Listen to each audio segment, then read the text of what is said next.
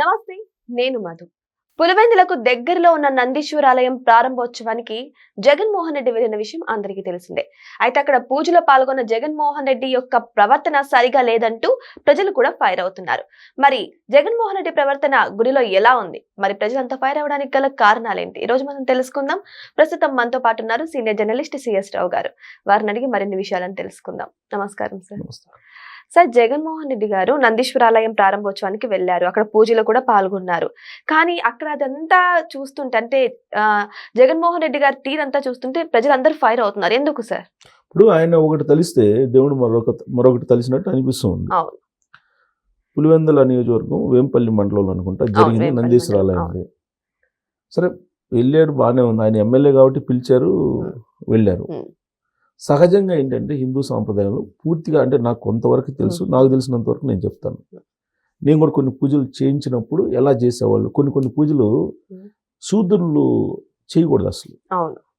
ఆ చేసేదాన్ని శూద్రులకు బదులుగా పక్కన ఉండేటువంటి పౌరోహితుడు ఎవరైతే ఉంటారో పురోహితుడు, ఆయన మన పక్షాన్ని తీసుకొని మన వైపు, మన తరఫు నుంచి పూజ చేస్తాడు ఆయన.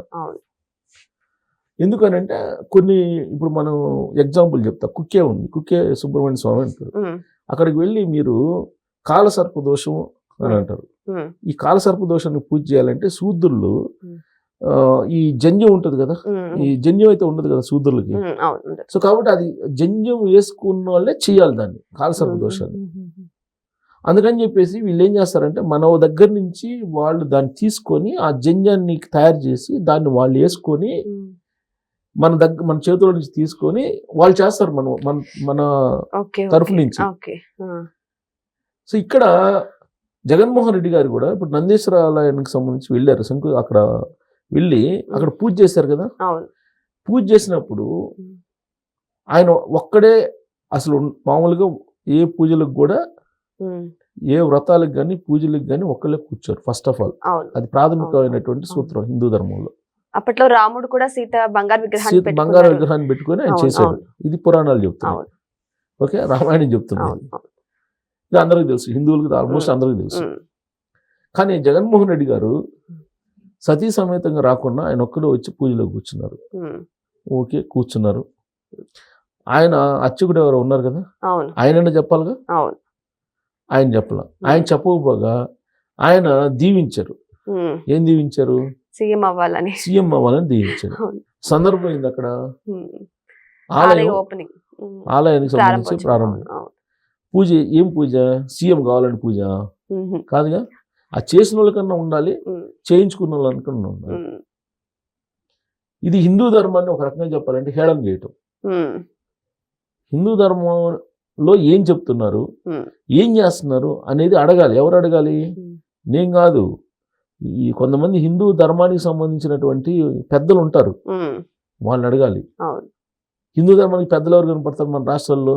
తిరుదండ్రి చిన్నజీఆర్ స్వామి, లేదంటే ఆ వైజాగ్ జగన్మోహన్ రెడ్డి గారి స్వామి, లేదంటే కొంతమంది ఉంటారు పరిపూర్ణానంద గారు అని, కాకినాడ పీఠాధిపతి అని, ఇట్లా కొంతమంది ప్రొఫెషనల్ కర్తలు ఉన్నారు కదా కొంతమంది మనకి. వీళ్ళు ఎవ్వరు మాట్లాడలే. విచిత్రమైనటువంటి పరిణామం, విచిత్రమైన పరిణామం. ఎవరు మాట్లాడలే. కాకపోతే ఈయన బుచ్చి రామప్రసాద్ గారు మాట్లాడారు. ఎవరు ఈయన? ఆంధ్రప్రదేశ్ బ్రాహ్మణ సంఘానికి సంబంధించి ఆయన చైర్మన్ బుచ్చి రామప్రసాద్ గారు. ఆయన మాట్లాడినందువల్ల అది పొలిటికల్గా చూస్తారు తప్పితే ఈ యాక్చువల్గా హిందూ ధర్మానికి హాని జరుగుతుంది, హిందూ ధర్మాన్ని హేళన చేస్తున్నారు అనేటువంటి భావన కలగదు. ఇప్పుడు బుచ్చి రామప్రసాద్ గారు తెలుగుదేశం పార్టీ కూటమికి సంబంధించినటువంటి నామినేటెడ్ పోస్ట్లో ఉన్నారు. బ్రాహ్మణ సంఘం కార్పొరేషన్ చైర్మన్గా ఉన్నారు బుచ్చి రామప్రసాద్ గారు. ఆయన చెప్పారు, మాట్లాడారు, బాగానే ఉంది. కానీ అది పొలిటికల్ కోణంలో నుంచి తీసుకుంటారు. అసలు మాట్లాడాల్సిన వాళ్ళు ఎవరు? వీళ్ళు మాట్లాడాలి. తిరుపతి కల్తీ విషయంలోనే వాళ్ళు మాట్లాడలేదు, మాట్లాడలేదు వాళ్ళు. అసలు వాళ్ళు బయట రావాలి కదా, వాళ్ళు బయట రాలేదు. ఆ తర్వాత ఆ పూజారి ఉన్నాడు, పురోహితుడు కనీసం ఆయననే చెప్పాలి కదా. తీర్థం ఇచ్చారు. ఇప్పుడు ఆ వైరల్ అవుతుంది కదా మొత్తం. ఆయన చదివే మంత్రాలు కూడా బ్రాహ్మణ మంత్రాల లేవు, ఎక్కడి నుంచి తీసుకొచ్చారని కూడా ప్రజలు ట్రోల్ చేస్తున్నారు. సరే, ఆ మంత్రాల్లో మనకు ప్రావీణ్యత లేదు కదా. ఆ మంత్రాలు తెలిసిన వాళ్ళు బయటకు రావాలిగా. బాబు, నువ్వు చదువుతున్న మంత్రాలు కరెక్ట్ కాదు, నువ్వు మా పరువు తీసేస్తున్నావు, పురోహితుల పరువు తీసేస్తున్నావు అని ఏదో ఒక పురోహితుడు వచ్చి మాట్లాడాలిగా, అది మాట్లాడాల. ఆయన తీర్థం ఇస్తున్నా తీర్థాన్ని ఏం చేశాడు అనేది సోషల్ మీడియాలో క్లియర్ గా వైరల్ అవుతుంది. ఎందుకు? ఇప్పుడు నీ మతాన్ని నువ్వు నమ్ముకున్నావు, తప్పలేదు, తప్పేం లేదు కదా. నువ్వు ఎందుకు క్రిస్టియన్ మతంలో మారు, నువ్వు క్రిస్టియన్ గా ఉన్నావు కాబట్టి నువ్వు నీకు ఓటేయమని ఎవరైనా చెప్పారా? చెప్పలేదుగా. నీతో ర్యాలీ అవుతున్నారుగా. నేను మొన్న పెళ్లికి వెళ్ళారు ఆయన, చెన్నైలే కాదు ఇక్కడే పెళ్లికి వెళ్ళారు, నిన్న వెళ్ళారు. నేను వెళ్తే అక్కడ ఉండేటువంటి వాళ్ళంతా ఈయన్ని చుట్టుముట్టారు.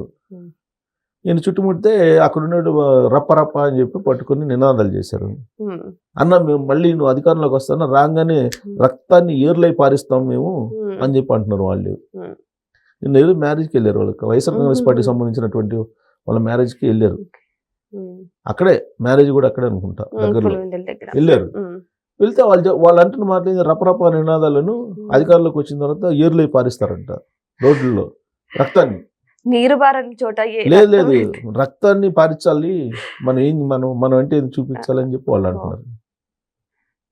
ఇలాంటి పరిస్థితి ఉంది. సరే నేననేది ఏంటంటే మిగతా వాళ్ళు ఎట్టన్న ఎలాగైనా సరే వేరే తీసేయండి, ఎవరి పనులు వాళ్ళు ఉంటారు. ఇప్పుడు మీరు కేవలం పురోహిత్యాన్ని నమ్ముకున్నారు అంతే కదా. మీరేదో ప్రవచనాలని లేదంటే హిందూ ధర్మాన్ని సనాతన ధర్మాన్ని దీనే నమ్ముకున్నటువంటి వాళ్ళు బోల్డంత మంది ఉన్నారు. దాన్నే మీరు వృత్తిగా ఎంచుకున్నారు. మీ వృత్తిని దెబ్బ కొడుతున్నప్పుడు వాళ్ళు మాట్లాడాలి కదా. ఇప్పుడు జర్నలిజం ఉందండి, సపోజ్ ఏదైనా జర్నలిస్ట్ ఏదన్నా అన్నారు, మేము అడుగుతున్నాం కదా, జర్నలిస్ట్ సంఘాలు వచ్చి అడుగుతున్నారు కదా, మాట్లాడుతున్నారు కదా. మరి ఇప్పుడు వీళ్ళు ఎందుకు మాట్లాడరు? జగన్మోహన్ రెడ్డి గారు కూర్చొని హిందూ ధర్మాన్ని హేళన చేసినట్టే మీకు అనిపించట్లేదా? క్లారిటీగా అనిపిస్తుంది సార్. ఇప్పుడు ఆయన ఇప్పుడు సతీ సమేతంగా రాలేదు, సరే ఆయన రాడు అని అందరికీ అర్థమైపోయింది. ఎందుకంటే తిరుమల తిరుపతి దేవస్థానానికి వెళ్ళలేదు ఆయన, డిక్లరేషన్ ఇవ్వలేదు. ముఖ్యమంత్రిగా ఉన్నాను కాబట్టి నాకు అధికారం ఉంది కాబట్టి నా ఇష్టం అని చెప్పేసి వెళ్ళిపోయారు. ఆ రోజు వెంకటేశ్వర స్వామి కూడా మౌనంగా చూస్తున్నాడు, మౌనంగా చూసినంతకాలం సీన్ కట్ చేస్తే 11 స్థానాలకు పరిమితం చేశారు. మీరు వెంకటేశ్వర స్వామి బ్రహ్మోత్సవాలకి పట్టు వస్త్రాలని సతీ సమేతంగా సమర్పించాల్సింది పోయి సింగిల్గా వెళ్ళిపోయారు. ఆడ పోయి జగన్ రక్షక గోవింద గోవింద అని చెప్పి వాళ్ళ పిన్నమ్మ చేత అనిపించారు. పిన్నమ్మ పెద్దమ్మ అవుతారు ఆమె, వైవి సుబ్బారెడ్డి గారు. స్వామివారిని కొలచాల్సిన చోట అదే పైగా లోపల గర్భగుడి దగ్గర తులాభారం వేస్తారు కదా, ఆ తులాభారంలో ఒకవైపు ఈయన కూర్చోబెట్టి రెండో వైపు ఏదో బెల్లం పెట్టేసి జగన్ రక్షక గోవింద గోవింద అంటూ ఆవిడ అంటుంటే ఆ వీడియో ఇప్పుడు కూడా ఉంది కదా, తిరుగుతుంది, సోషల్ మీడియాలో ఉంది.